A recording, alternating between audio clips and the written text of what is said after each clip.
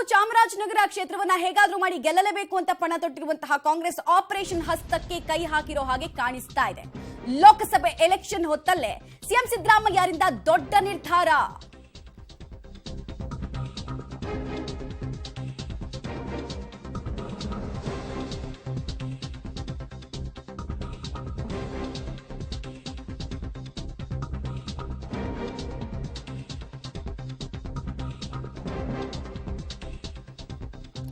Lok Sabha election ಹೊತ್ತಲ್ಲೇ CM ಸಿದ್ದರಾಮಯ್ಯರಿಂದ ದೊಡ್ಡ ನಿರ್ಧಾರ. Operation JDS ಹಾಗೂ ಬಿಜೆಪಿಗೆ ಸಿಎಂ ಗ್ರೀನ್ ಸಿಗ್ನಲ್ ಅನ್ನ ಕೊಟ್ಟಿದ್ದಾರೆ. ಹೇಗಾದ್ರೂ ಮಾಡಿ ಮೈಸೂರು ಹಾಗೂ ಚಾಮರಾಜನಗರ ಕ್ಷೇತ್ರವನ್ನ ಕೈ ವಶ ಮಾಡಿಕೊಳ್ಳಬೇಕು. ಈ 10 ದಿನ ಬಫರ್ ಏನಿದೆ ಇದರಲ್ಲಿ ಎಷ್ಟು ಸಾಧ್ಯವೋ ಅಷ್ಟು ಈ ಭಾಗದ ಪ್ರಮುಖ ಬಿಜೆಪಿ ಹಾಗೂ ಜೆಡಿಎಸ್ ನಾಯಕರನ್ನ ಕರ್ಕೊಂಡು ಬನ್ನಿ. ಅಗತ್ಯ ಬಿದ್ರೆ ಆಮದು ಮಾಡ್ಕೊಳ್ಳಿ, ಬಿಜೆಪಿ ಹಾಗೂ ಜೆಡಿಎಸ್ ನಿಂದ ಆಮದು ಮಾಡ್ಕೊಳ್ಳಿ ಕಾರ್ಯಕರ್ತರು ಹಾಗೂ ನಾಯಕರನ್ನ ಅನ್ನುವಂತಹ ಸೂಚನೆಯನ್ನ ನಿನ್ನೆಯ ಹೈ ವೋಲ್ಟೇಜ್ ಮೀಟಿಂಗ್ ಅಲ್ಲಿ ಕೊಟ್ಟಿದ್ದಾರೆ. ಈ ಮೂಲಕ ಪ್ರತಿಷ್ಠೆ ಕೂಡ ಹೌದು, ನನಗೆ ಈ 2 ಕ್ಷೇತ್ರಗಳನ್ನ ಗೆಲ್ಲೋದು ರಾಷ್ಟ್ರೀಯ ಮಟ್ಟದಲ್ಲೂ ಸಂದೇಶಕ್ಕೆ ಕಾರಣ ಆಗುತ್ತೆ, ರಾಜ್ಯ ಮಟ್ಟದಲ್ಲೂ ಸಂದೇಶಕ್ಕೆ ಕಾರಣ ಆಗುತ್ತೆ. ಕುರ್ಚಿಯ ಕಂಪನ ಆಗದೆ ಇರೋ ರೀತಿ ನೋಡ್ಕೊಳ್ಬೇಕಂದ್ರೆ ಈ 2 ಕ್ಷೇತ್ರವನ್ನ ಹೇಗಾದ್ರೂ ಮಾಡಿ ಎಲ್ಲಾ ರೀತಿಯಲ್ಲೂ ತಂತ್ರ, ಪ್ರತಿತಂತ್ರ, ಕುತಂತ್ರ ಯಾವ್ದ್ಯಾವ್ದು ಸಾಧ್ಯವೋ ಅದೆಲ್ಲದರ ಮೂಲಕ ಗೆಲ್ಲಬೇಕು ಅನ್ನೋದು ಹಠಕ್ಕೆ ಬಿದ್ದಿರೋ ಹಾಗೆ ಕಾಣಿಸ್ತಾ ಇದೆ. ಹೀಗಾಗಿ ಸಿಎಂ ಸಿದ್ದರಾಮಯ್ಯ ಅವರು ಸ್ಥಳೀಯ ಮುಖಂಡರಿಗೆ ಸೂಚನೆಯನ್ನ ಕೊಟ್ಟಿರೋದು ಕೂಡ ಗೊತ್ತಾಗ್ತಾ ಇದೆ. ಆಮೇಲೆ ಈ ತರದ ಸೂಚನೆ ಕೊಡಬೇಕು ಅಂದ್ರೆ ವಲಸೆ ಬರ್ತಾರೆ ಅನ್ನುವಂತಹ ನಂಬಿಕೆ ಇದ್ದಾಗ ಮಾತ್ರ ಸೂಚನೆ ಕೊಡೋದಕ್ಕೆ ಸಾಧ್ಯ. ಹೀಗಾಗಿ ವಲಸೆ ಬರುವಂತಹ ಅಂದಾಜು ಸಿಕ್ಕಿನೇ ತಗೊಳ್ಳಿ ಎಲ್ಲರನ್ನು ಅಂತ ಗ್ರೀನ್ ಸಿಗ್ನಲ್ ಅನ್ನು ಕೊಟ್ಟಿದ್ದಾರೆ. ಇಷ್ಟ ದಿನ ಈ ಬಿಜೆಪಿ ಹಾಗೂ ಜೆಡಿಎಸ್ ನಿಂದ ಬರೋರ ಬಗ್ಗೆ ಒಂದ್ ರೀತಿ ದ್ವಂದ್ವದ ನಿಲುವನ್ನ ತೋರಿಸ್ತಾ ಇದ್ರು ಆಗಾಗ ಸಿಎಂ ಸಿದ್ದರಾಮಯ್ಯ ಅವರು. ಸಸ್ಟೈನಬಿಲಿಟಿ ಇರಲ್ಲ ಅಂತ ಹೇಳಿ ಮೈಸೂರು ಚಾಮರಾಜನಗರದಲ್ಲಿ ಆಪರೇಷನ್ ಮಾಡೋದಕ್ಕೆ ಸಮ್ಮತಿಯನ್ನ ಕೊಟ್ಟಿದ್ದಾರೆ. ಗ್ರೀನ್ ಸಿಗ್ನಲ್ ನನ್ನ ಕಡೆಯಿಂದ ಇದೆ ಅನ್ನುವಂತಹ ಮೆಸೇಜ್ ಅನ್ನ ದೊಡ್ಡ ಮಟ್ಟದಲ್ಲಿ ಆ ಭಾಗದ ನಾಯಕರಿಗೆ ಕೊಟ್ಟಿದ್ದಾರೆ. ಗೆಲುವಿನ ಪ್ರಾಬಬಿಲಿಟಿ ಜಾಸ್ತಿ ಇದೆ, ಅಂದ್ರೆ ಚಾನ್ಸ್ ಜಾಸ್ತಿ ಇದೆ.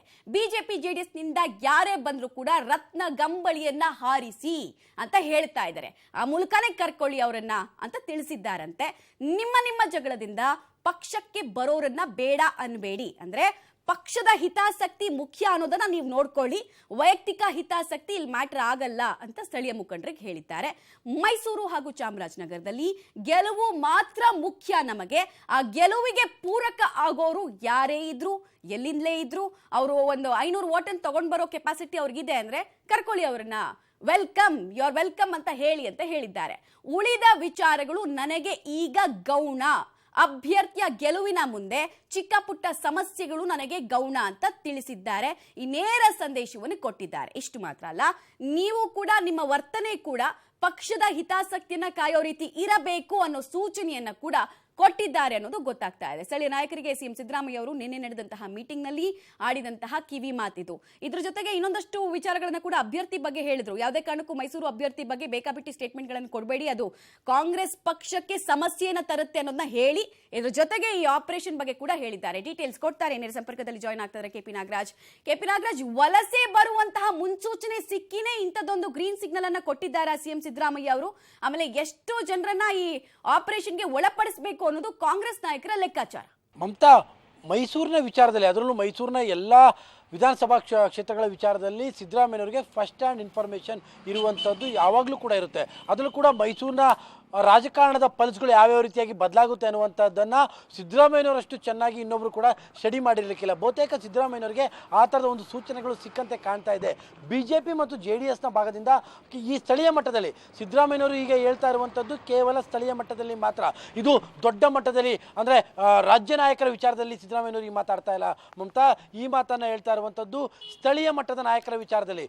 BJP ಮತ್ತು JDS ಇಂದ ಯಾವುದೇ ನಾಯಕರು ಕೂಡ ಬಂದರೂ ಕೂಡ ನೀವು ಅವರನ್ನು ಸ್ವಾಗತ ಮಾಡಬೇಕು ಅನ್ನುವಂಥದ್ದು. ಯಾಕಂದರೆ ಮೈಸೂರು ಮತ್ತು ಚಾಮರಾಜನಗರದ 2 ಲೋಕಸಭಾ ಎರಡೂ ಕ್ಷೇತ್ರಗಳು ಕೂಡ ತನ್ನ ಪಾಲಿಗೆ ಅತ್ಯಂತ ಪ್ರತಿಷ್ಠೆಯಂಥ ವಿಚಾರಗಳು.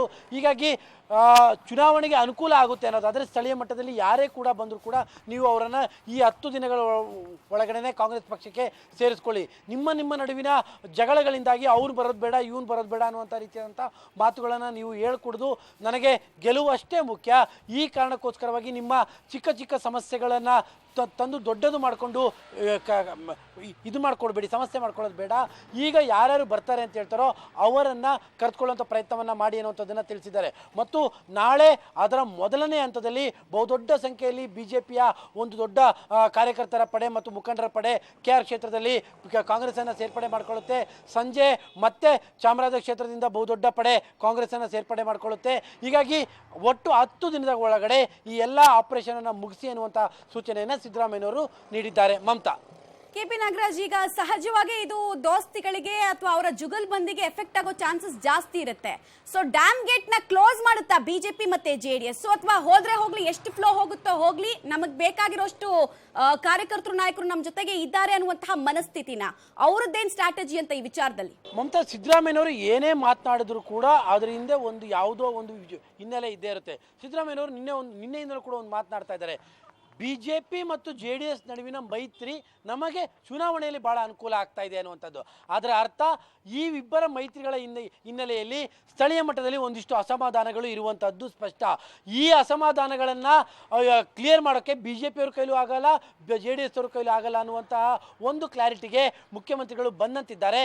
ಹೀಗಾಗಿನೇ ಇಂಥದ್ದೊಂದು ಆಪರೇಷನ್ಗೆ ಗ್ರೀನ್ ಸಿಗ್ನಲ್ ಕೊಟ್ಟಿರುವಂಥದ್ದು. ಒಂದು ಹಂತದಲ್ಲಿ ಈ ಏನು ತಮ್ಮ ಪಕ್ಷದಿಂದ ಕಾಂಗ್ರೆಸ್ಗೆ ಹೋಗುವಂಥವ್ರನ್ನ ತಡೆಯುವಂಥ ಪ್ರಯತ್ನಗಳೇ ಇನ್ನೂ ಕೂಡ ಮೈಸೂರು ಭಾಗದಲ್ಲಿ ಆರಂಭವಾಗಿಲ್ಲ. ಅದು JDSನಲ್ಲಿರ್ಬೋದು ಅಥವಾ BJPಲಿ ಇರ್ಬೋದು.